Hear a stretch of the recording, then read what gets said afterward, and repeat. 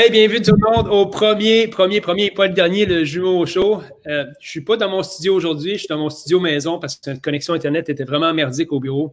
Trop de monde de connecté, fait que j'ai amené mon green screen derrière de moi en vitesse à la maison. Et puis donc, je me suis installé ici. Fait qu'à l'avenir, vous allez nous voir dans nos studios. Mais voilà, super content de vous voir, super content que vous soyez là. On parle de plein d'affaires aujourd'hui. David, merci d'être là aussi, puis qu'on participe ensemble à ça parce que je pense que les gens me parlaient d'immobilier puis aiment ça nous parler de différents sujets. Content d'être là, Dave? Je suis vraiment content d'être là. Écoute, ça va être, je pense que ça va être super intéressant de pouvoir parler de différents sujets puis d'échanger là-dessus. Puis dans les faits, on veut vraiment que ce soit interactif, que les gens puissent participer, que les gens puissent nous appeler ou nous envoyer des textos pour qu'on puisse discuter de choses et d'autres. Puis vraiment rendre ça le fun pour tout le monde. Puis instructif, premièrement, puis divertissant aussi, évidemment. Là. Good. Hey, le Jonathan est dans le waiting room. Jonathan, c'est le gars qui est sur le Billoboard derrière nous autres, qui a fait tellement parler de lui dans la région de Montréal, même partout au Canada, pour ce Billoboard-là. Il est allé à la télévision en parler. Fait qu'il a accepté d'être notre premier invité, puis on est pas mal content de l'avoir. Mais avant, on va passer à l'actualité immobilière. Qu'est-ce qui se passe en immobilier? Les gens veulent savoir un petit peu comment ça se passe ces temps-ci, comment ça va l'immobilier, c'est la question qu'on a le plus souvent. Mais qu'est-ce qui fait la manchette aussi?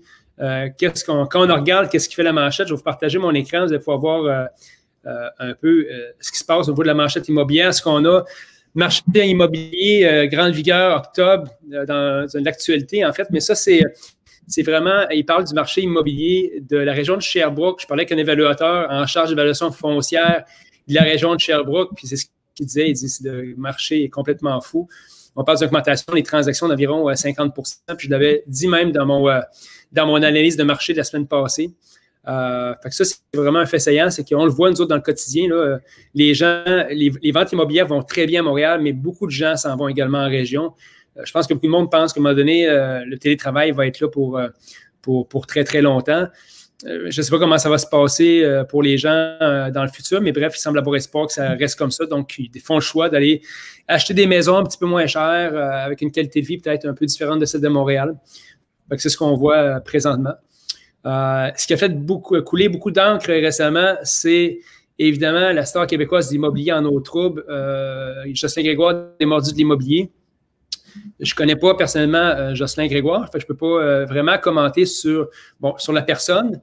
Bon, c'est sûr que, vu de l'extérieur, moi, je pense que les mordus de l'immobilier ont monté une belle communauté parce que beaucoup de monde sont là pour échanger et se donner des trucs. Fait que c'est super cool.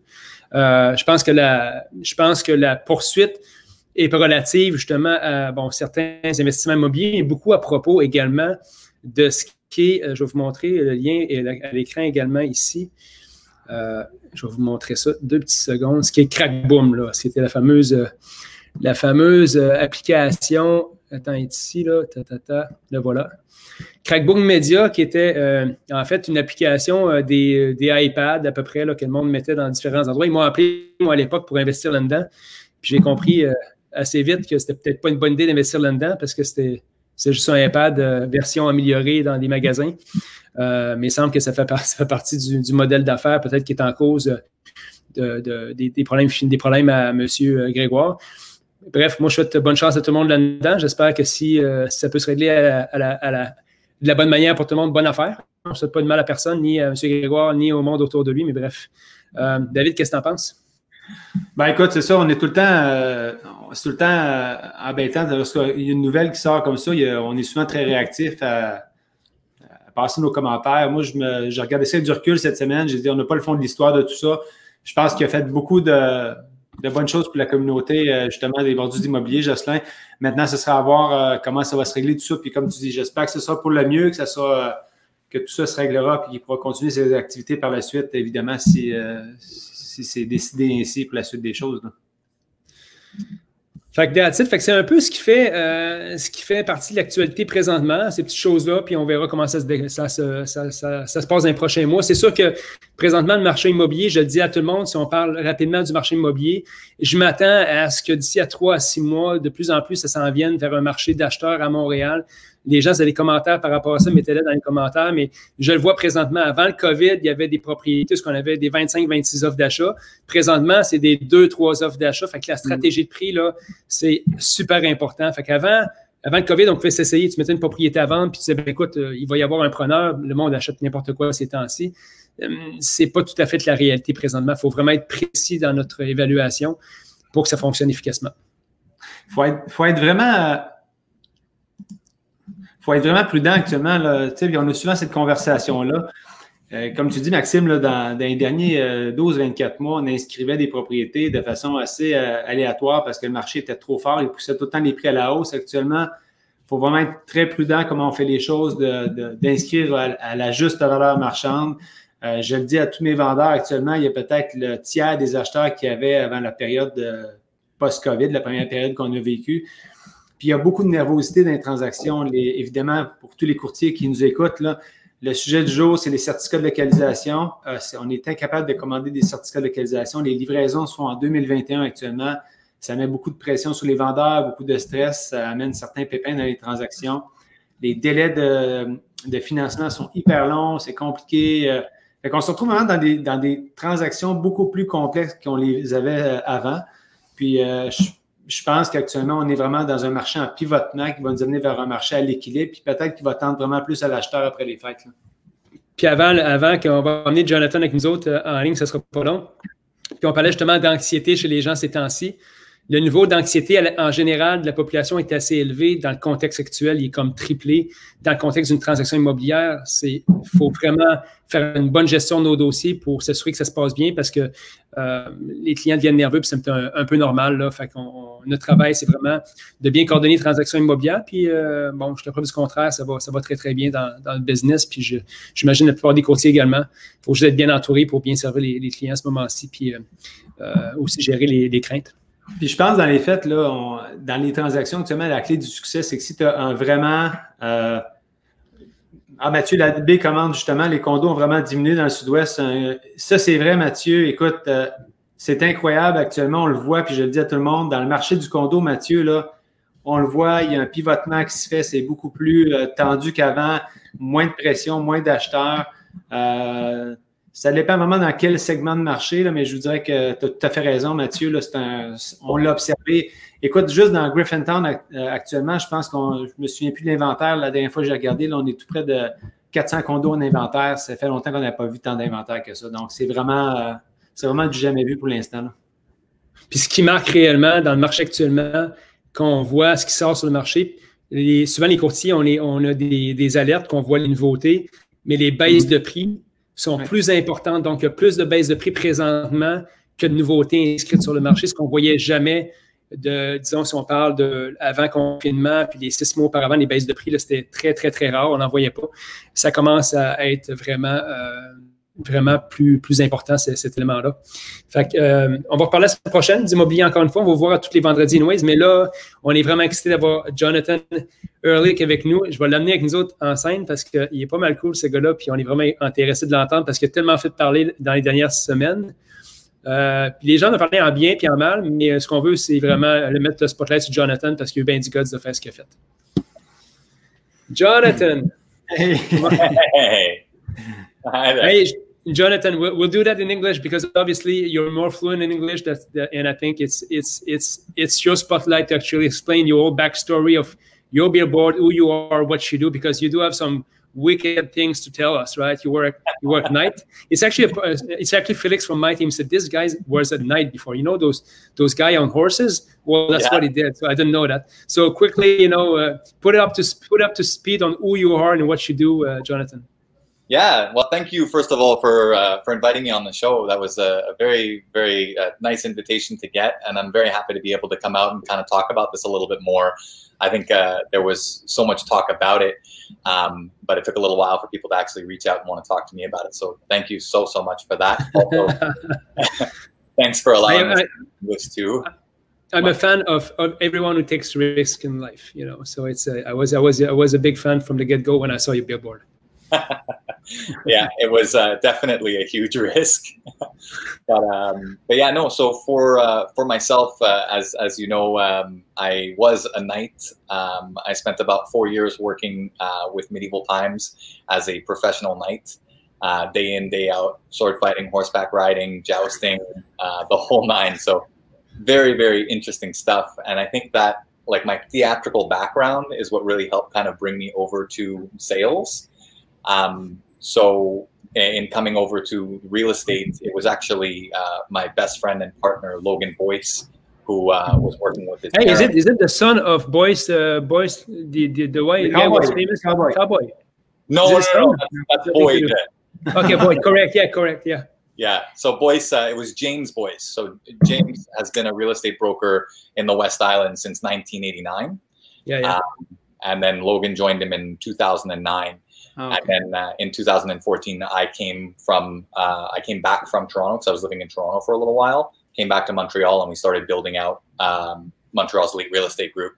So that's kind of the backstory from jumping from that type of work into this whole thing now. So yeah, that's kind of just a little bit of the background for me. And then one of the things that we're always doing, and I'm sure you guys are doing this too, is we're constantly learning. And we started building out our team because, you know, we started seeing the pivot for real estate into more team-oriented stuff. And we realized there was a lot more we could offer to clients if we started working on building out a bigger team with more resources to be able to offer.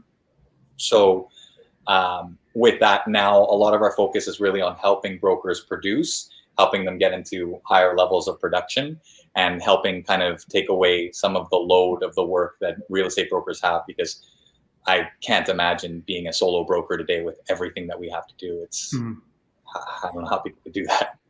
It's funny that you mentioned that. It's funny that you mentioned that because you know, the ad staff, when we take them on board with us, you know, they always surprise the amount of work that we have to do. You know, some people outside of the business think that it's an easy business and we just sign up and that's it. But it's so it's really demanding, the amount of work that we have to go through for only a listing to bring it to the notary.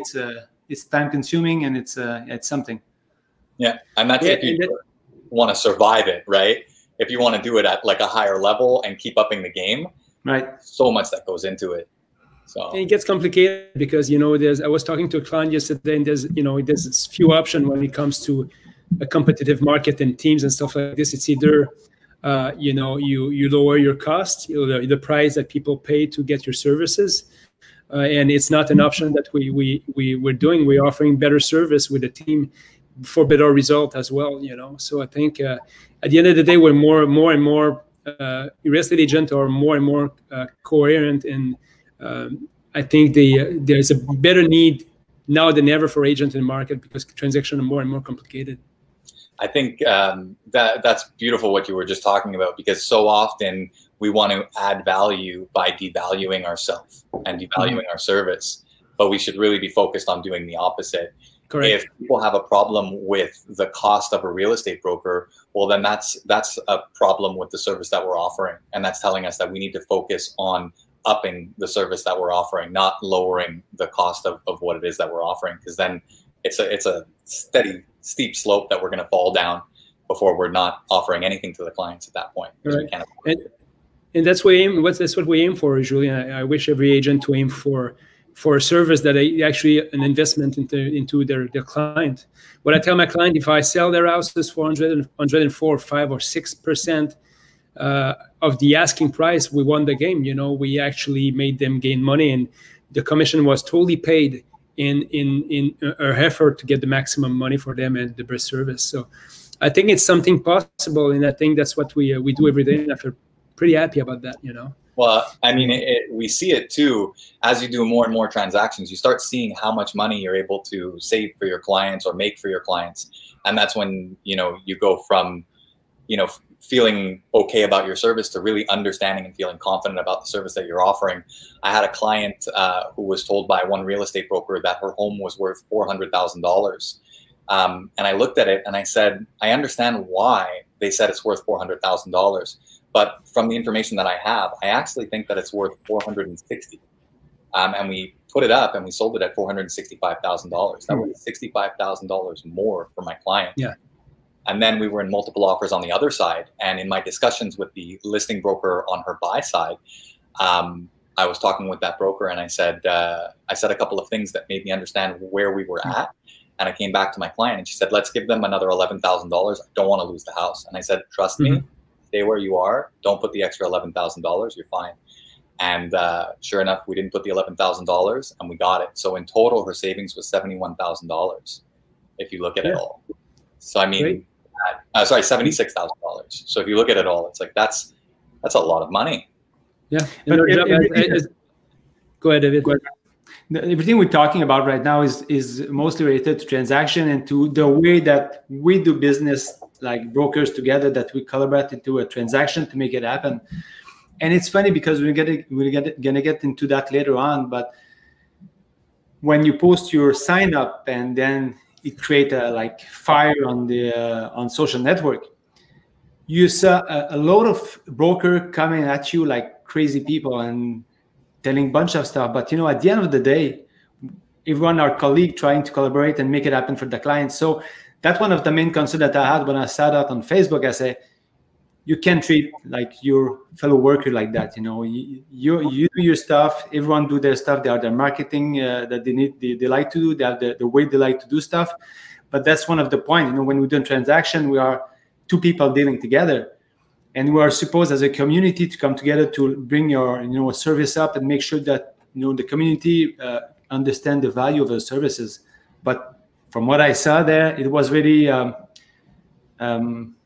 I was really concerned about what I saw online last week about that, and it's we're going to discuss that later. But it's at the end of the day, we are two brokers doing a transaction together, trying to make it happen for the clients under the best condition possible for the buyer and for the seller. Yeah. Well, thank you for talking about that, because I actually wasn't even a part of any of the Facebook groups where they were circulating. So I couldn't even talk about it to anybody. And what was interesting was that people didn't want to come and talk to me about it. They just wanted to immediately go over my head to talk to other people about it. So I was very thankful whenever somebody actually did reach out to me about it, if they had something negative to say, because for the most part, I was really only getting positive comments.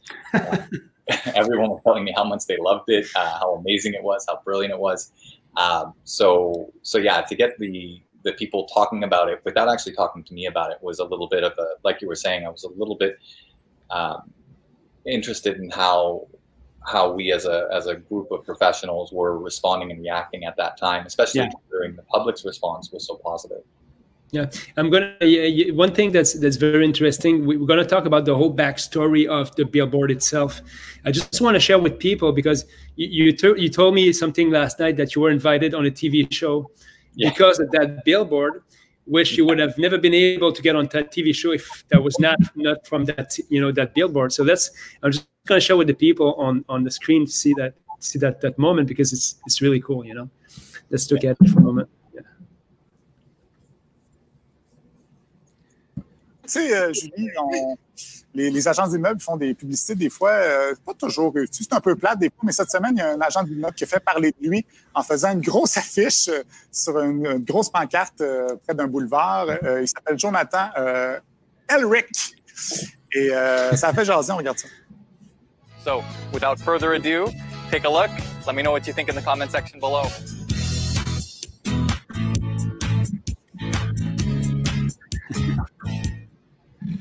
Hein? Il aurait pu faire ça, c'est sexy quand même, il aurait pu faire ça aussi dans le popcorn, comme François Lambert. Oui. Et là, tu te demandes sûrement pourquoi quelqu'un déciderait de faire ça, mais on va lui demander parce qu'il est avec nous. Voyons donc!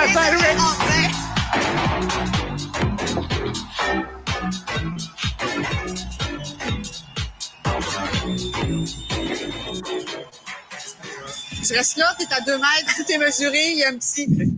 Bonjour, monsieur. Bonjour.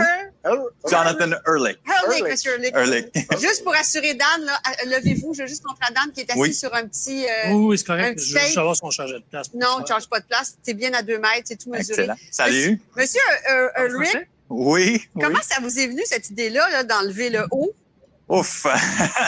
C'est vraiment unique, mais ça vient d'une film qui s'appelle I Love You Man, avec Paul Rudd et Jason Segel. Et dans le film, Paul Rudd, il est un côté immobilier et son ami décidé de faire une campagne des panneaux d'annonce pour lui. Et un des panneaux qu'il fait, c'est celui-là. Ça, c'est l'idée pour ça. Et quand j'ai parlé avec mon équipe, je travaille avec une grande équipe des courtiers immobiliers. On a 14 courtiers dans notre équipe. On s'appelle Montreal's Elite Real Estate Group. Et on était avec de manière EXP, agence immobilière. Et là, ils vous ont dit de faire ça, là. Puis vous l'avez fait. Ouais, non, ouais, exactement. On a pensé que c'est fou et on peut pas faire ça. Mais enfin, on a dit c'est la meilleure chose qu'on peut faire parce que c'est très drôle. Est-ce que vous connaissez Marie-Chantal Toupin? Ouais. J'avais envie de louer son poster avec ma camisole après. Ah, ça me tentait. Mais là, c'est une bonne question parce qu'après avoir enlevé le haut, allez-vous enlever le bas pour vendre plus de condos? Un bon vendeur doit se dévouer. Là. Je fais tout ce que je dois faire pour aider mes clients. Ah, donc, il y a de l'espoir. Il y a de l'espoir. Donc, il enlève le... Yep.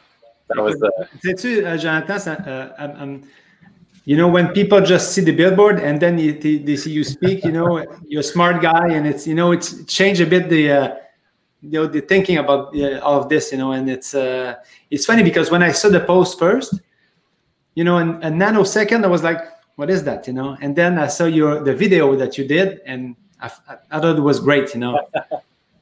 I think that was really the difference maker between doing something really outside of the box, was being able to put something out that kind of describes and shows the thought process behind it.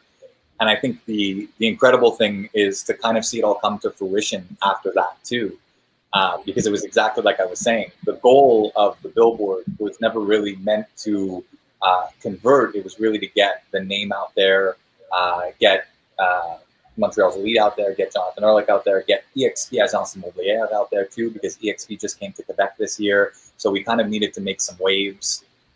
So I think all of that has been a huge, huge success, obviously, with that TV spot being part of it. Hey, tell me one thing.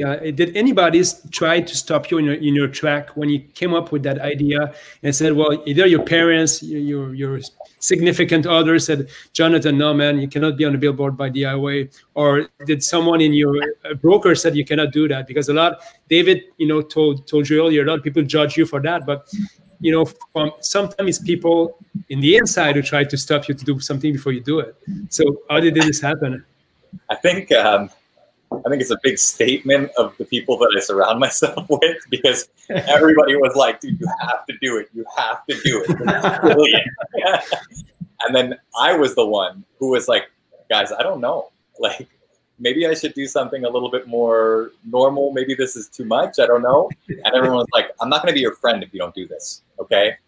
So yeah, there were, I mean, there were some people who were like, I don't know, I'm not as sure about that. Are you sure you want to do this? But for the most part, the core group of people that we were making decisions about, all of the advertising choices and stuff like that, everyone was super, super supportive about it. And that was kind of the push that I needed. Even the Billboard company, when I was speaking with them about it, they were saying that this is brilliant because the stunt advertising will draw the attention right away. So they were the ones who really pushed forward as well. Yeah, it's you know, I'm just going to come back on that because that's where most of the action took place. You know, I don't. Were you aware of the comments that were put on Facebook, or there's a group of yeah, you were aware of this, right? I mean, I didn't see all of the comments. Yeah. I saw, obviously there was some backlash that we were getting, and I was surprised actually to hear how far reaching it was. We actually met with some of the directors of EXP Canada, yeah, and they were saying that it was literally all the way in BC, that yeah, all the way across Canada, and they were getting it from other brokerages. It wasn't even EXP that was sharing it; it was other brokerages sending it to them to be like, "What's going on?" Yeah. I think it would be, I think, interesting, David, if it's a good time for actually to respond to some of the comments we had. And I've seen everything. I've seen body shaming, you know, which would never take place for a woman, but I've seen body shaming for you. And I think you did not cross the line, but some people obviously cross the line on whatever comment they think that they were allowed to do about this. And there's the thing about social media. It's easy to make a comment and just to go hide, you know, in your real life after that. But for me, if you make a statement or say something, you have to be able to back it and actually make sense with it. But a lot of it didn't make sense at all. Well, and I think with something like this, somebody once asked, like somebody was asking me as I was preparing for a couple of different interviews, and they said, well, what advice would you give to somebody if they were thinking about doing something that was outside of the box and that they were taking a big risk? And what I've learned from all of this is, you know, you have to be okay with yourself You have to really be okay with who you are and understand that. And I do a lot of work on myself for that. I meditate. I'm constantly reading books on how to work on personal development techniques to become a better person. So I didn't realize how good I was with myself until these people showed me how okay I am with myself. By them saying some of the things that I was able to look at, and I was able to say, that's okay that they have that opinion of me. And it's their right to have that opinion. So, but at the same time, it's not positivity that they're trying to spread, and that's on them to work on that for themselves. And if they don't want to, that's okay as well. And I think you just gave the best response to that. You know, I mean, it's good that you stepped out of this and you didn't get into these arguments and comments, because it's well, it doesn't do any good for you, and it shows your strength, you know, to be able to receive that, and, you know, not to respond, you know, or react to this, you know. So cheers to you, man, because it's you know, I was looking at that and I felt really bad, and I thought, you know, I said, this guy probably doesn't sleep, you know, with all of these comments, stuff like that. I mean, you know, you're questioning yourself, you know, are you calling the ad media and said, take it off tonight? So. Well, Grant Cardone says, you've got to get haters. You've just, if you don't have haters, then you're not playing at a big enough level, right? So as this hate started to flow in, it was kind of like I was a Sith Lord, just like, let the hate flow through you. It really gave me energy and got me excited about what was going on. And I think, you know, you can frame anything anyway. Somebody can give you $20 and you can be pissed that somebody didn't give you $40, right? But at the end of the day, it's just how you look at everything. And in this situation, and in most situations, I try my hardest to look at things in a positive way that's going to make something come of it so that I can actually use that energy better.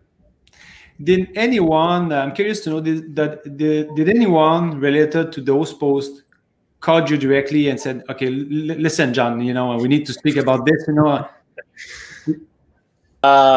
So most people didn't. Most people didn't talk to me about it. I had a post on the YouTube video that I had posted. Yeah. Well, yeah. Some people were taking this directly to Supreme Court. Oh my God. That's it. But I only had one person, actually, surprisingly, out of everybody who had problems with this, I only had one person who emailed me. And I thanked him for emailing me because, you know, he actually had the courage to reach out to me directly. So I thanked him for that. And his response was, I've told the OACIQ about this. I've made a complaint, and I hope that they revoke your license. And he's like, I've been a real estate broker for 34 years. I've never seen anything like this. So I hope they revoke your license. And I said, you know, honestly, thank you so much for reaching out to me directly. I value your opinion. So I appreciate that. But it's not against any advertising regulations or guidelines for Quebec. So I'm not really sure how this merits revoking my license. But if you could tell me, I'd be happy to, you know, to look further into that. And the response. So just to answer the question, no one from like 400 comments, no one called you up like to discuss that, right? No one actually physically called me. No. Yeah. So basically everyone hiding behind the computer and doing their posts and stuff like that. And then they're not calling you to, all right. And that's one of the things, you know, with the internet right now, people posting anything they want, and, you know, they leave it to that, and they don't have the courage to call you up and say, listen, you know, maybe I would like to discuss that. And so I'm always fascinated by that, you know. Yeah, I think it is. It's a statement of, you know, where we focus, and I think this was a distraction, and it was meant to distract, but it wasn't meant to distract that group of people. It was targeted towards drivers on the highway who would get distracted and crash. Not kidding. But it was really targeted towards the public so that they could get, you know, to see my name and our banner and our logos more. But what happened with the real estate community after that. And actually, to talk about people who did call me, I did get a lot of calls from real estate brokers that I really respect. And I got a lot of messages from direct messages from real estate brokers that I really respect, who were telling me, listen, you know, forget about what the haters are saying. Don't listen to them. We really appreciate what you're doing. You did something different. You took a huge risk, took a lot of guts to do that. So just like you guys did, right? Like you reached out to me directly to tell me how much you appreciated it and how much you wanted to talk about it. There were a lot of, and I noticed as well, the quality and caliber of the broker who reached out to me to say that they appreciated it these were some brokers who really produce at higher levels. So I was very, very happy to receive their support. I'm curious, did any client call you? They said, listen, I saw your billboard, man. I want you to come and meet me to actually list my house. So I had clients taking pictures of it and sending it to me, saying you're a complete savage. We love you. I had so many clients sharing it. You know, people who wouldn't normally share my stuff, they started sharing it left, right, and center. So that was really nice. I had one person call me who's pre-approved for $850,000 who wants to buy something. So I'm working with that person. And then I had another person who called me who is very, very nice, very kind, but a little scary.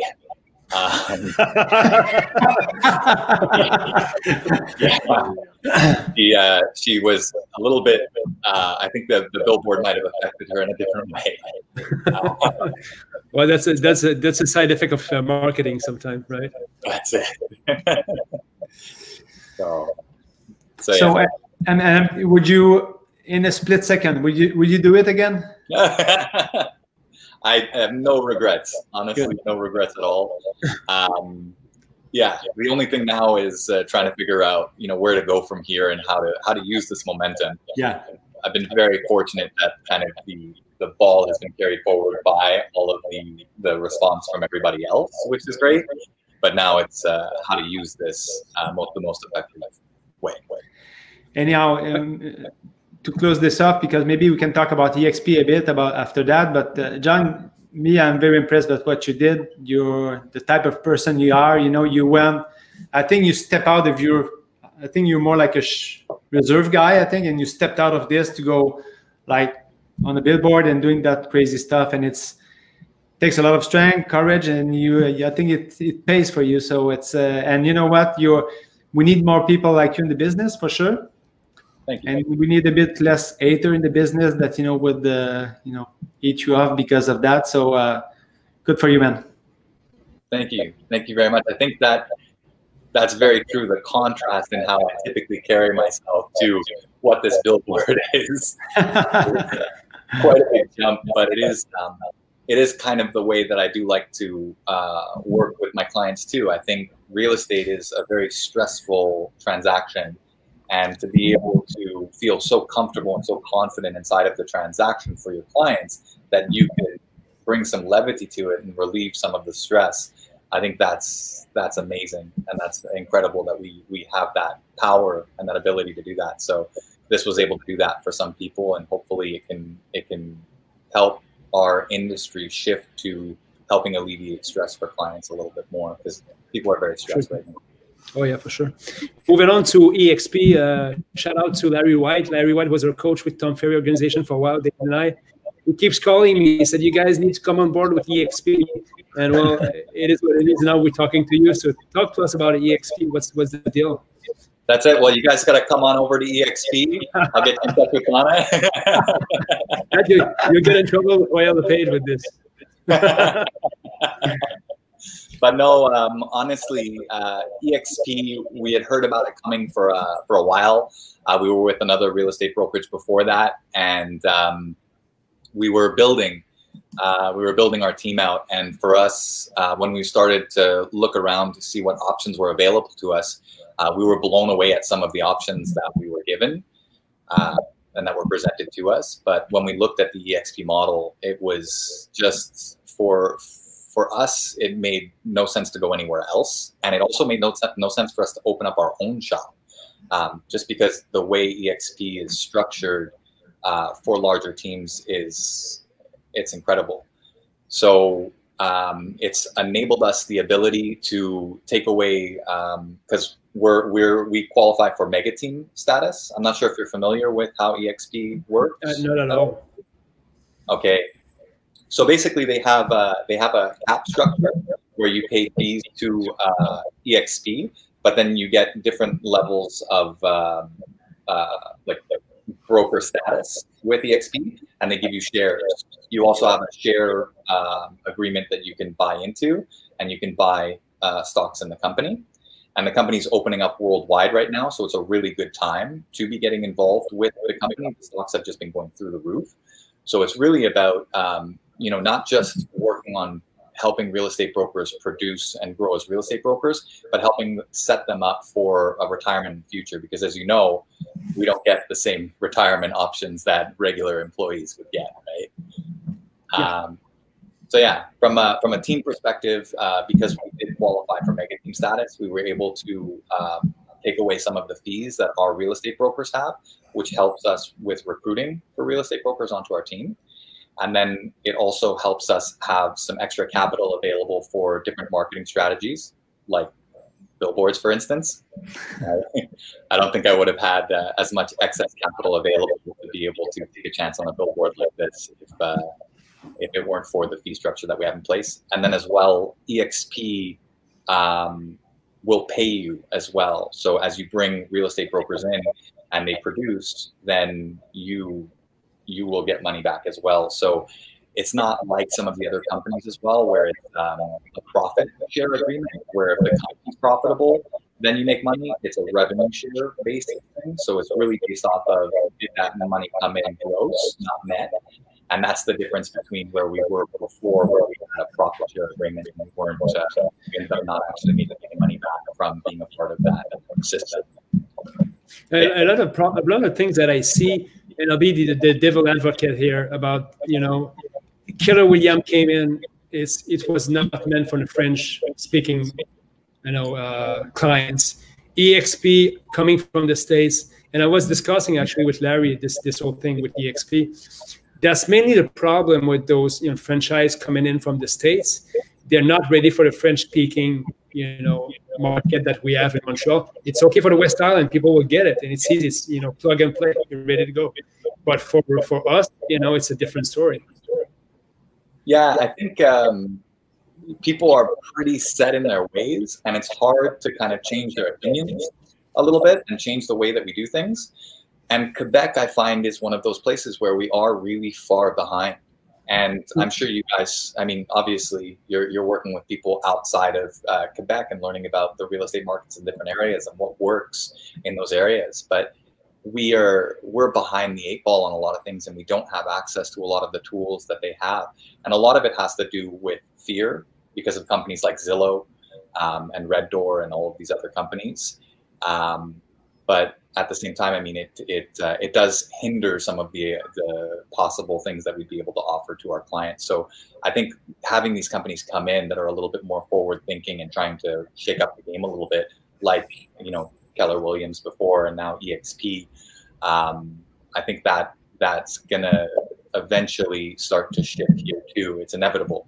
And for the people who are on board with these companies, they're going to be ahead of the game at that point.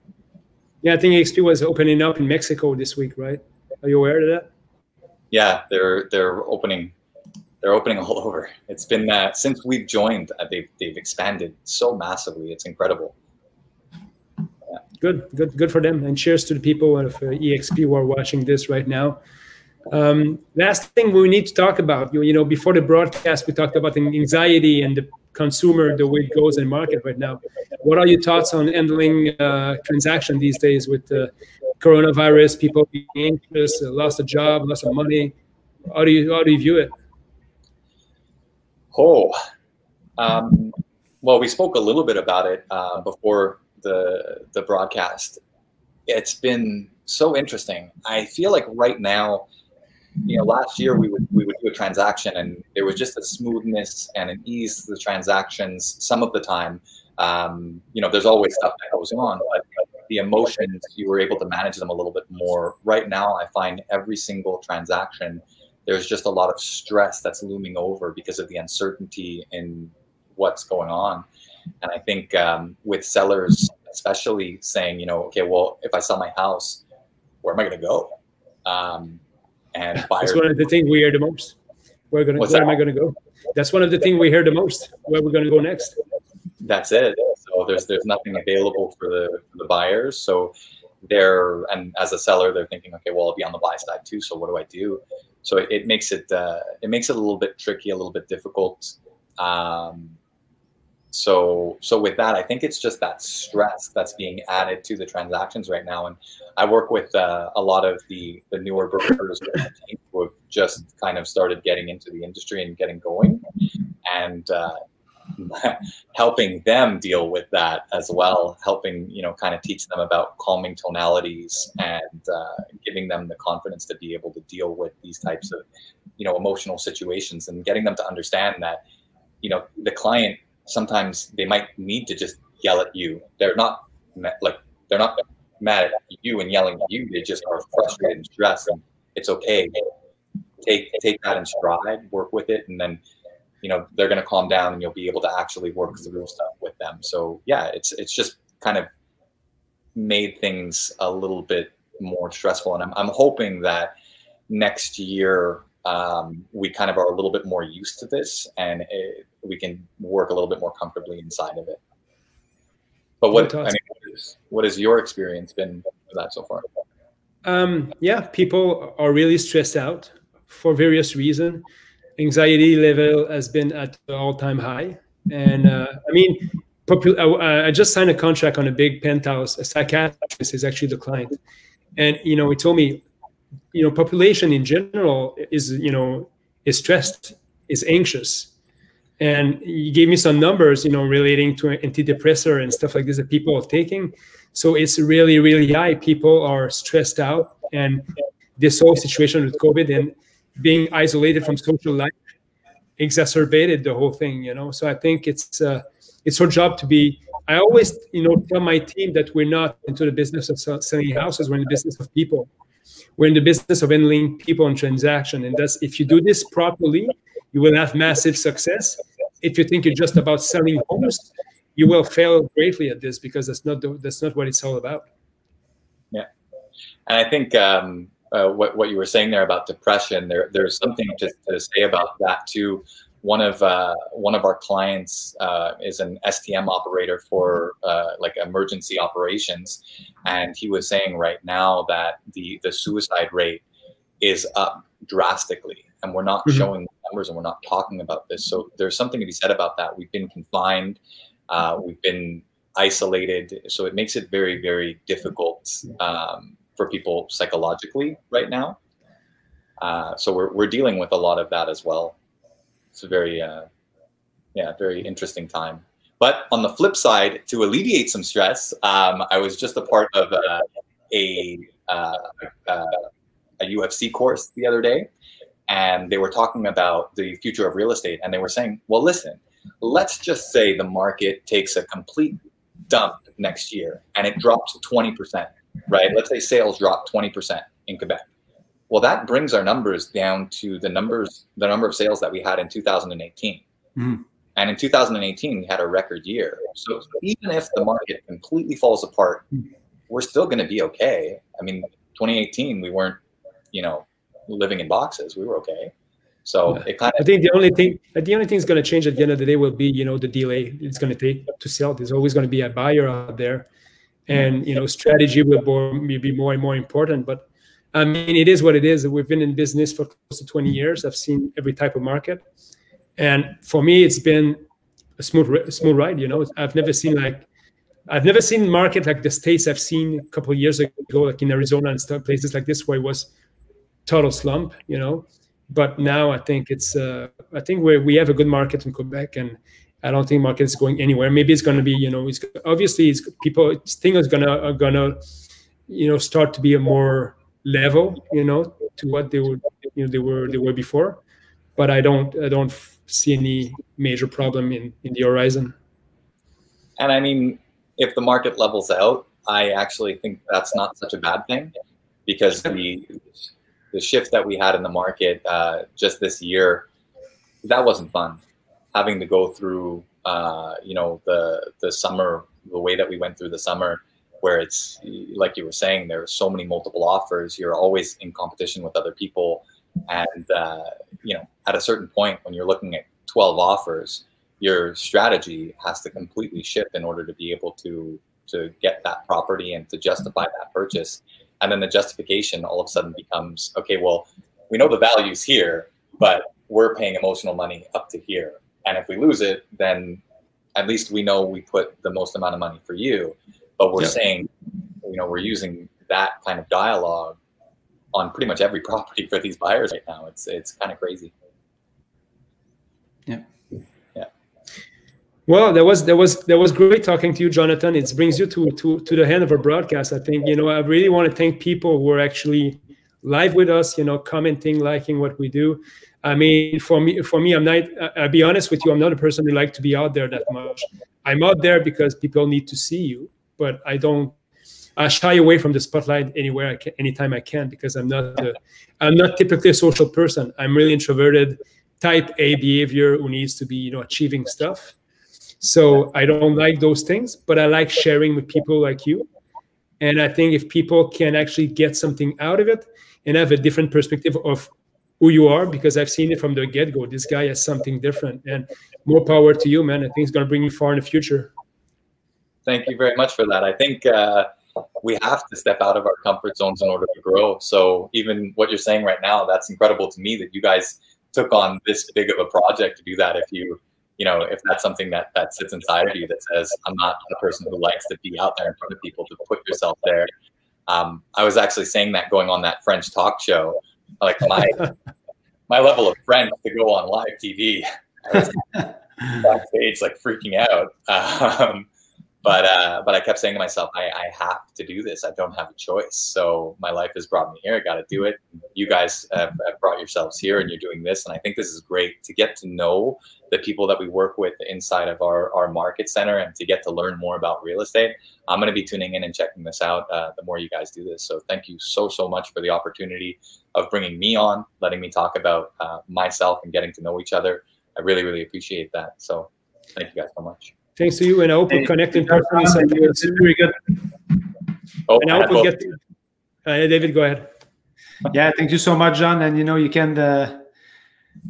can rest at ease at night. I think we are among a good producer in Quebec, and I think we really value what you did. And I think it's you have to look, maybe step out sometime and just look at what was the purpose of this. And you did very good. Yeah, and thumbs up. It's impressive.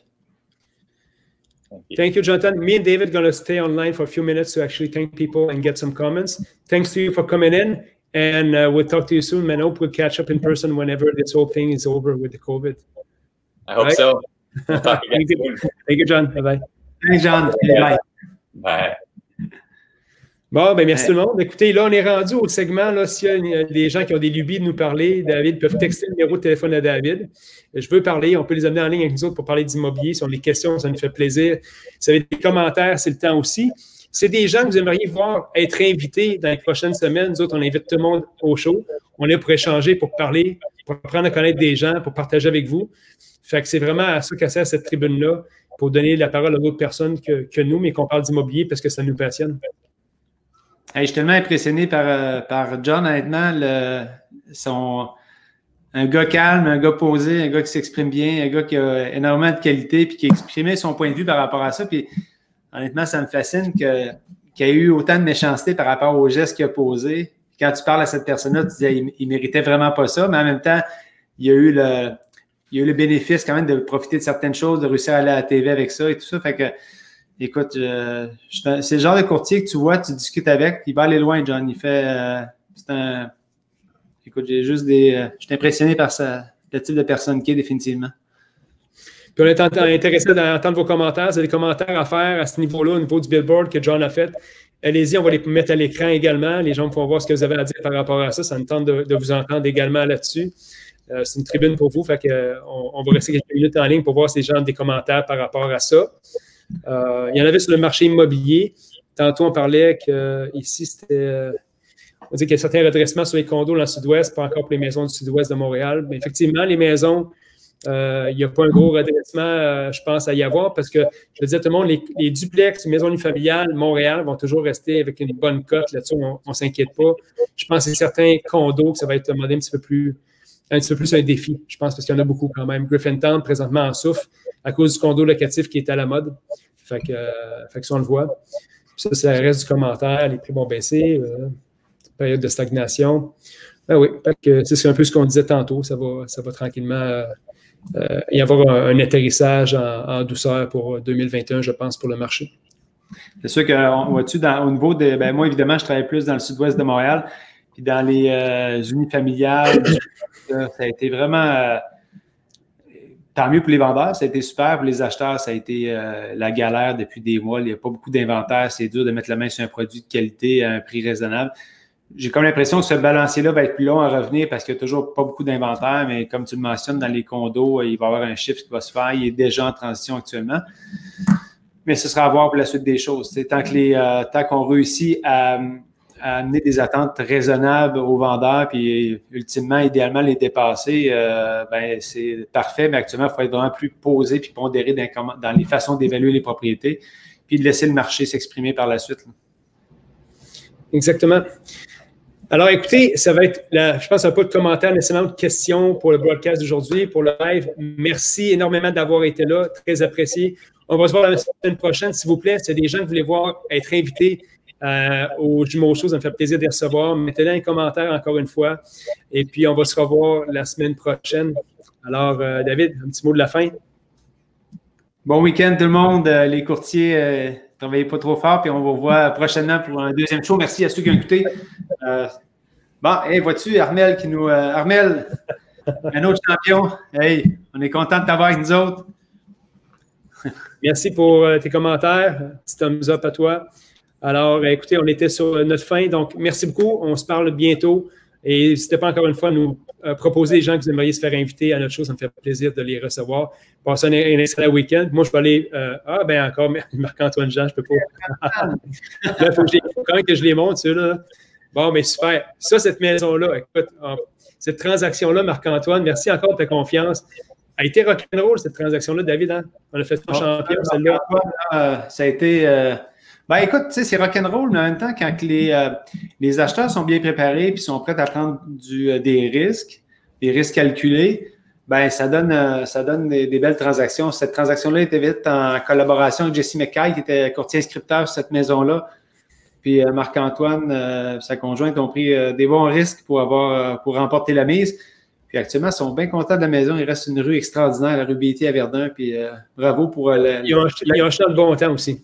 Oui, exactement. Ouais. Puis Alex Cordonnier, il faut absolument que je te salue aussi. Écoute, Alex, un courtier français qui était avant chez KW, tu pourras me dire, tu es rendu où maintenant, Alex, qui a eu la chance de venir à mes bureaux. Je suis allé voir en France également. Super sympathique. Fait que, écoute, Alex, j'espère qu'on se voit bientôt. Encore une fois, quand tout ça va être fini, on prend l'avion et on se promet de se voir, s'il te plaît. Alors, c'est ça. Ben écoutez, encore une fois, merci mille fois pour tout. Merci d'avoir été là. J'espère que vous appréciez. Puis nous autres, on est juste là pour partager du contenu avec vous. Puis on n'est pas, je l'ai dit tantôt, on n'est pas du monde qui sont naturellement attirés vers ça, vers aller parler, aller expliquer certaines choses. On le fait parce que je pense que c'est important que l'immobilier ait une voix, je pense, positive par rapport à ce qui se passe. Comme on parlait de Jonathan tantôt, il y a beaucoup de groupes immobiliers qui existent, là, puis que c'est avec les prétentions de vouloir s'entraider, mais c'est beaucoup d'affaires négatives aussi. Fait qu'on est là juste pour parler du positif, partager puis améliorer les choses. Donc, merci d'avoir été là et passer un super vendredi, super week-end. Moi, je vais fêter la fête de ma plus grande fille qui va avoir 11 ans, Lola. Fait que n'hésitez pas à lui souhaiter une bonne fête dans les commentaires. Elle va être bien, bien contente. All right. Bonne journée. Bon vendredi. Bye-bye. Bye-bye.